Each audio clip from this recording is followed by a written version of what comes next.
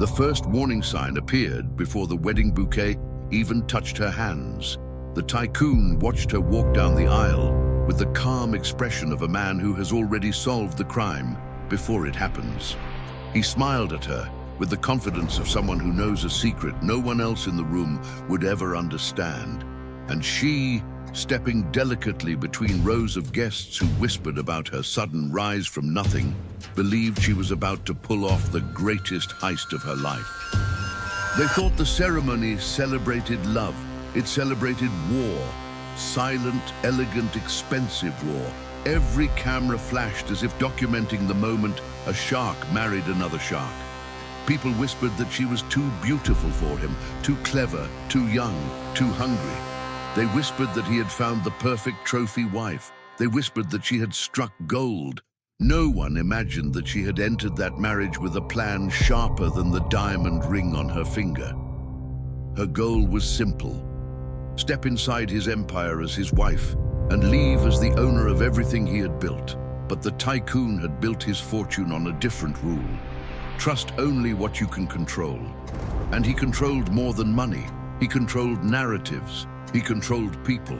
He controlled outcomes long before anyone knew an outcome existed. While she calculated how to drain his accounts, he calculated how long it would take before she realized she had stepped into the jaws of someone who had seen every type of betrayal and perfected the art of staying unburned. On their first morning as a married couple, she found the mansion overwhelming in its absurdity. A pool shaped like a violin, a dining room with a table long enough to feed an entire country, a staircase so tall it seemed designed to intimidate the sky, luxury so exaggerated it looked like satire. Yet she walked through it with one thought: all of this will be mine. She smiled at the staff with the confidence of a woman who believed she had married a predictable man. Then she heard his voice behind her, calm, unshaken, sharp as a scalpel. He said he had always admired her ambition, admired that she was not like the others, admired that she had the courage to reach for more than life had given her. Then he asked a question that made the back of her neck freeze. Did you think you were the first to marry me with a plan? She turned, and for the first time she noticed something she had missed. His eyes did not belong to a man who had fallen in love. They belonged to a man who had prepared for this moment long before she appeared, a man who had married a thief while knowing exactly what she intended to steal, a man who had decided to let her try. He approached her with the serene confidence of someone observing a game he designed. He explained that in his world, no betrayal surprised him. He explained that every person who entered his mansion left a footprint he studied. He explained that he had invited her deeper into his life with one goal: to see how far she would go before understanding that she was not stealing from a fool. She was attempting to rob a man who had spent years turning traps into art. She realized then that this was not a marriage. It was a test, and she had entered it believing she was the hunter. In truth, she was already inside a labyrinth of wealth, secrets, and strategies crafted by someone who always stayed 10 steps ahead. What she did not know yet was that the tycoon did not intend to stop her. He intended to watch, to let her move, to let her believe she was winning. And only when she felt certain she had everything under control would he reveal the truth he had been waiting to use. She noticed the first trap when he handed her the house keys with a smile that felt like a challenge. Every key was identical, silver and elegant except one. A black key, heavier than the others, resting alone in his palm as if it had its own gravity. He said it opened the room where he kept the most important documents of his life: contracts, shares, titles, proof of everything he owned. Then he added a simple phrase that sounded generous and harmless: you can go in whenever you want. People who grow up counting bus tickets instead of stock dividends learn one thing early: doors that rich men tell you to open are rarely the ones that matter. She accepted the keys, kissed his cheek, and played the role of the grateful new wife. Inside, her mind moved fast. If he was giving her access, it meant he wanted her to see something, to look in the wrong direction, to feel powerful while he watched which drawers she opened and which ones she ignored. She began with small tests. She waited until late at night when the mansion was quiet and the staff had retreated to the servants' wing. She walked past walls lined with paintings worth more than anything she had seen growing up. The eyes in the portraits followed her like witnesses. She remembered sleeping as a child in a room that shook whenever trucks passed. Now the marble under her feet did not move even when the storm outside hit the windows. That kind of stability makes some people humble. It made her more determined. This life had been designed for people who had never needed to fight for survival. She had every intention of rewriting that rule. The black key fit perfectly into a thick wooden door on the second floor. The lock turned with a soft click. Inside, instead of chaos, she found perfect order. A private office with files arranged in precise rows, screens filled with numbers, a safe in the corner that looked deliberately unhidden. Everything screamed transparency. It was almost insulting. No man that rich leaves his fortune that exposed. She sat at his desk and began to read. The documents showed her what he wanted her to see. Investments, companies, properties in different countries, all meticulously structured, all under his name. Her plan was simple: learn, copy, transfer, divorce with everything. But the more she read, the more something felt wrong. It was too clean, too simple for a man people called a shark. A predator does not show all his teeth at once. Somewhere beyond this office there was a second layer, a financial basement hidden under a floor of numbers that would keep any amateur thief busy. The next day, she pushed further. She flirted with him over breakfast, asked innocent questions about his past, his ex-wives, his fear of betrayal. He answered with a relaxed tone, telling stories about gold diggers, opportunists, partners who tried to cut him out. Each story disguised a warning. He had seen her type before. He survived them. That did not scare her. It challenged her. When he left for a meeting, she turned her attention to the staff. They were the real security system of the house. Maids, drivers, cooks, bodyguards. People who saw everything and said nothing. The ones who could tell her where he hid the things he did not want a wife or auditor to find. Most of them avoided eye contact, trained to remain invisible. But one older maid hesitated when asked about the locked wing on the west side of the mansion. Just a fraction of a second, just enough. That night, she walked toward the west wing. No cameras in the corridor, no decorations on the walls. Just a long stretch of silence, broken only by the sound of her heels. At the end, she found another door. No label, no handle, no keyhole.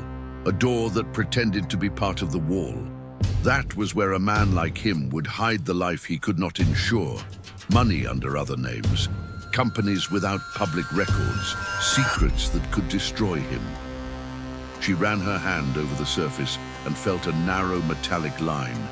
A hidden scanner. Her pulse quickened. This was what she had married for. Not the diamond, not the pool, not the dress.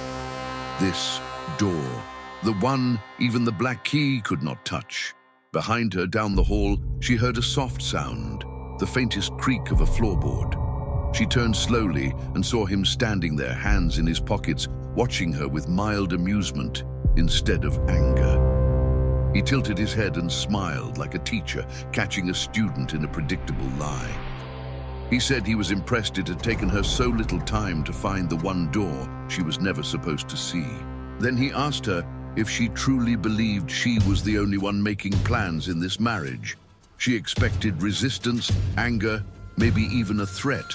But the tycoon simply turned his back and walked away from the secret door as if inviting her to follow. That was the moment she noticed something she had overlooked until then. The staff, every maid, Every guard, every butler, every gardener moved through the mansion with the same careful choreography, as if they already knew they were living inside a story that could explode at any moment.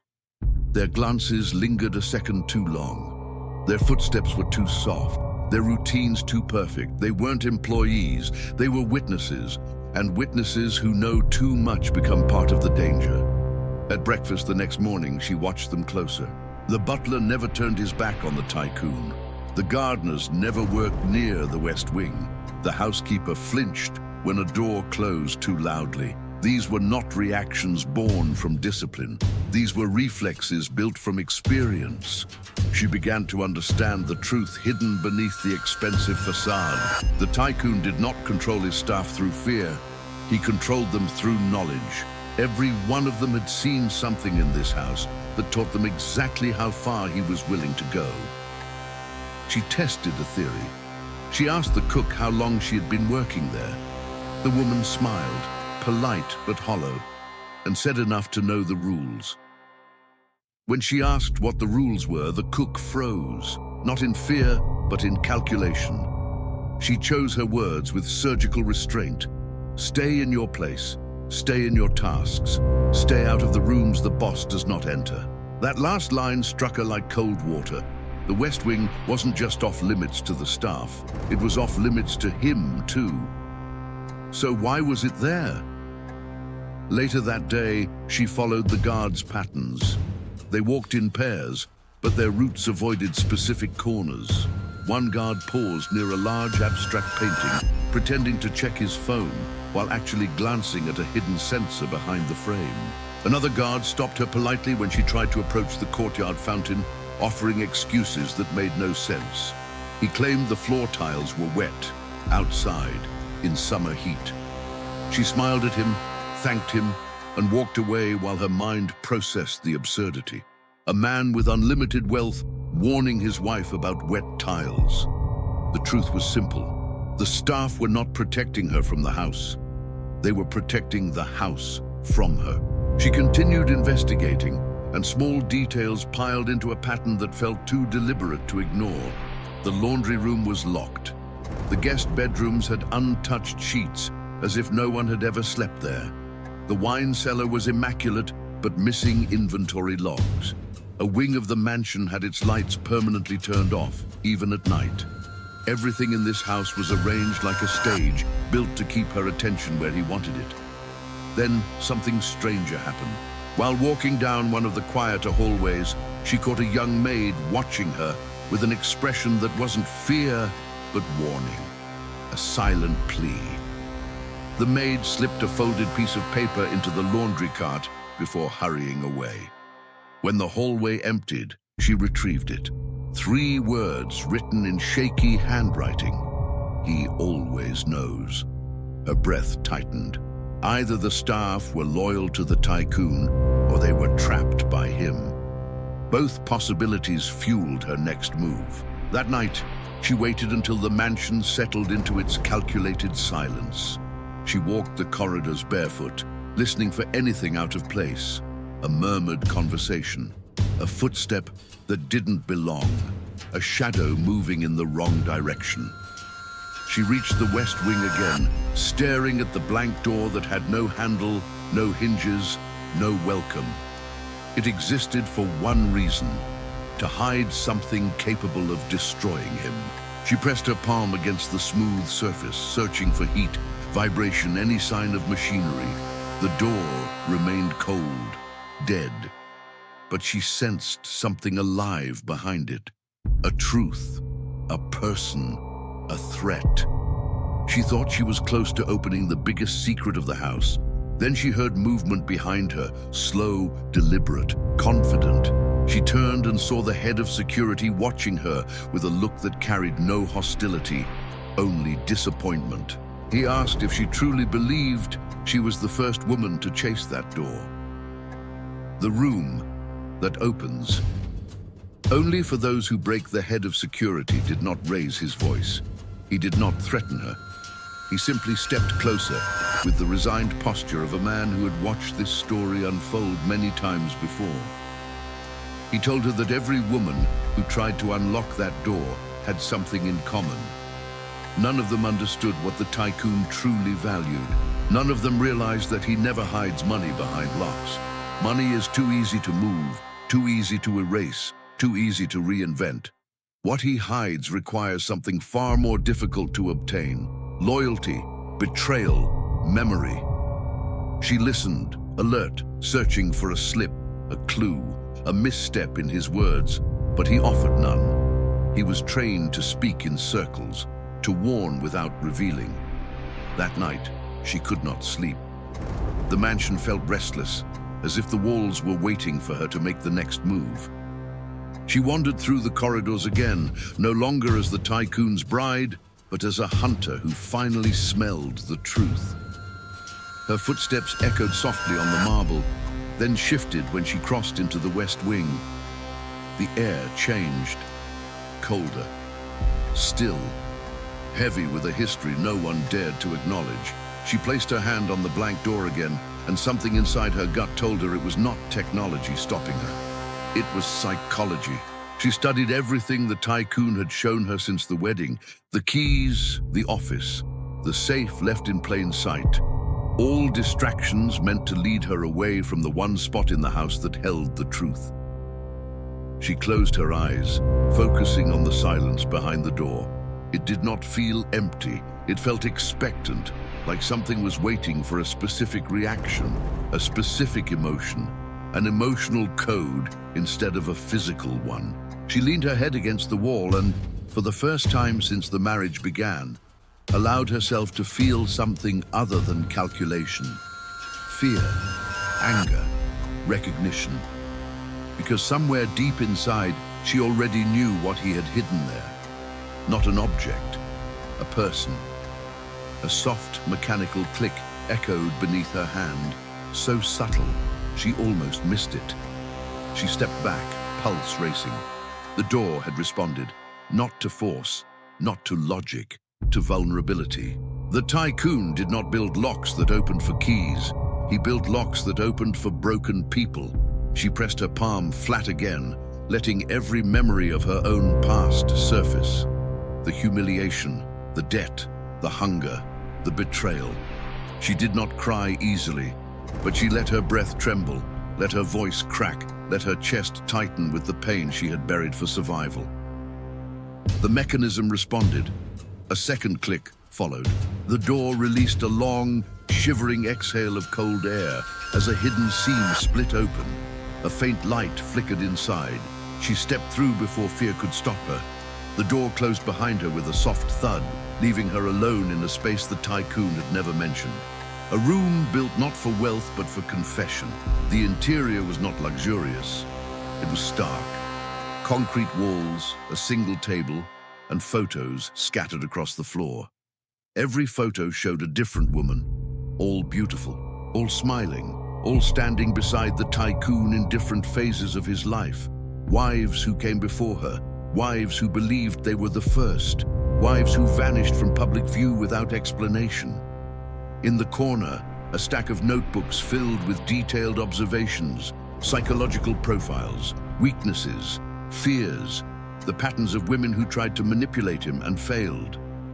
Then she saw the last picture on the table, her own face, taken before the wedding, before she even knew he existed. Notes written around it in precise handwriting. Ambitious, strategic, trained by survival, will attempt infiltration, believes she is smarter than the others, potentially dangerous, requires close observation. Her vision blurred with rage so sharp, it became clarity. All this time, she thought she had orchestrated the perfect plan. In reality, she had walked into an experiment. The room existed to reveal who she truly was when stripped of the illusion of control. The tycoon was not surprised by her actions. He was waiting to confirm them. She heard movement in the hallway outside. Heavy steps, familiar, intentional. The tycoon's shadow passed beneath the thin line of light under the door. He stopped, and in a voice filled with calm certainty, he told her through the wall that she had finally reached the part of the house where the truth lived. The truth that turns every plan against its maker. He did not open the door. He didn't need to. His presence alone shifted the air inside the hidden room. She felt the weight of his calm, the precision of a man who had watched every move she made from the moment she stepped into his life. He spoke through the wall with the unsettling softness of someone explaining a lesson he had taught many times before. He told her that every woman in those photographs had entered his world believing she was about to steal from him. Some tried through charm, others through lies, a few through marriage. All of them thought they had discovered his weakness. None of them understood that he had designed the entire game long before they arrived. She wanted to scream at him, but rage made her silent. He continued speaking, voice steady, almost bored. He said he admired ambition, but ambition without awareness becomes predictable. He said she had miscalculated from the beginning because she believed wealth made him blind. He clarified that wealth made him observant. It sharpened his instincts, trained him to read every gesture, anticipate every betrayal, and prepare every counterattack. To him, deceit was not an insult. It was a routine. He told her that the West Wing room wasn't a prison. It was a mirror, a place where people revealed themselves without guidance or force. He built it to watch who tried to open it, how they reacted, and whether they could handle what they found. He said the real test was never the door. It was what came after, how they responded once they realized they were not hunters, but participants in a story he controlled. She walked deeper into the room, stepping over photos and notebooks, forcing herself not to falter. The more she looked, the clearer the pattern became. Each woman had left marks on the tycoon's life, but none had taken anything from him. He had observed them, studied them, learned from them, and evolved beyond them. He had turned their betrayal into data, their greed into insight, their failures into a system so refined even she had fallen into it without noticing the edges. Her fury sharpened into something colder: calculation. This was not a man she could manipulate. This was a man she had to outmaneuver. She searched the room for weaknesses, but everywhere she looked, she found only information that fed his advantage. Notes on psychological triggers, diagrams of human behavior, descriptions of what each woman tried. And in the final notebook, a page dedicated entirely to her. Ambition shaped by scarcity, intelligence sharpened by survival, capable of loyalty but driven by fear of insignificance, likely to attempt financial infiltration, highly adaptable, prone to underestimating opponents she deems emotionally invested. Recommended approach: let her move freely and take note of her strategies before deciding the outcome. She felt venom rising in her throat. He had not married her. He had selected her, not for love, not for companionship, but because she was his favorite type of challenge. A mind strong enough to be interesting, a threat strong enough to be useful, a story he could control until the moment he chose to rewrite it. The door unlocked from the outside, opening slowly. The tycoon stepped into the room with the same effortless confidence he wore at the altar. He looked around calmly, as if reviewing a museum he curated.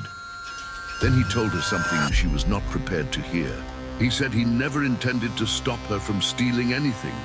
He said he wanted to see how far she would go, how deeply she would dig, how much of her past she would reveal in the process.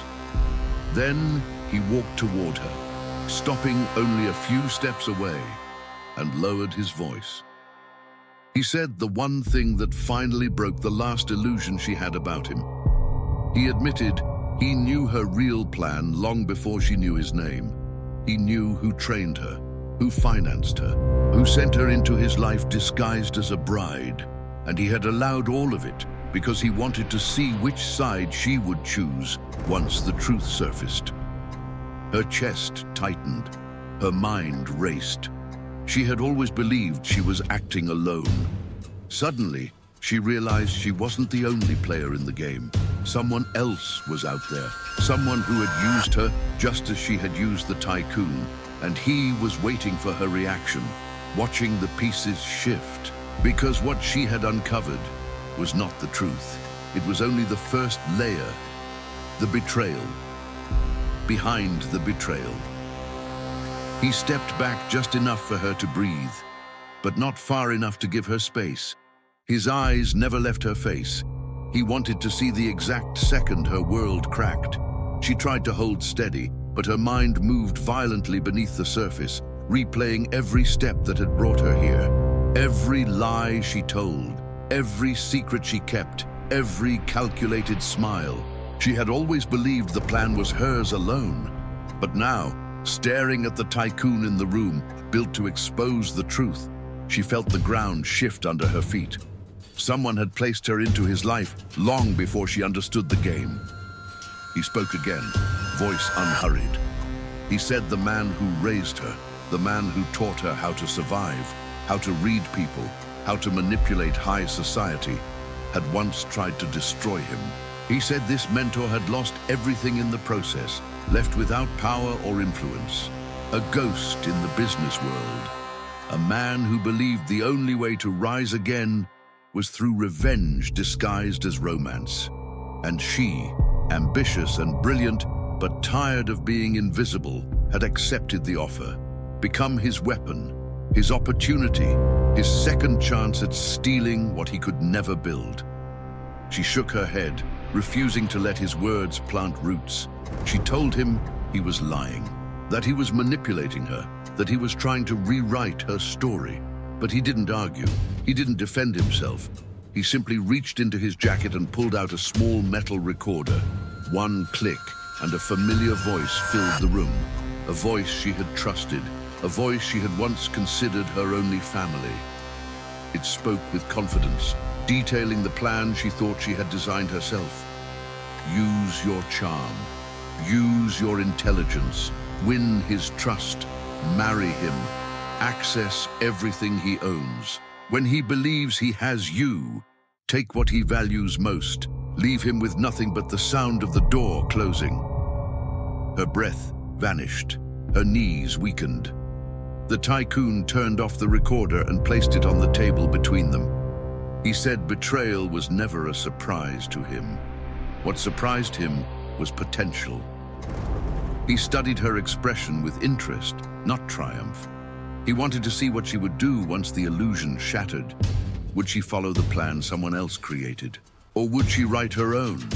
The room fell silent long enough to feel final. Then something unexpected happened.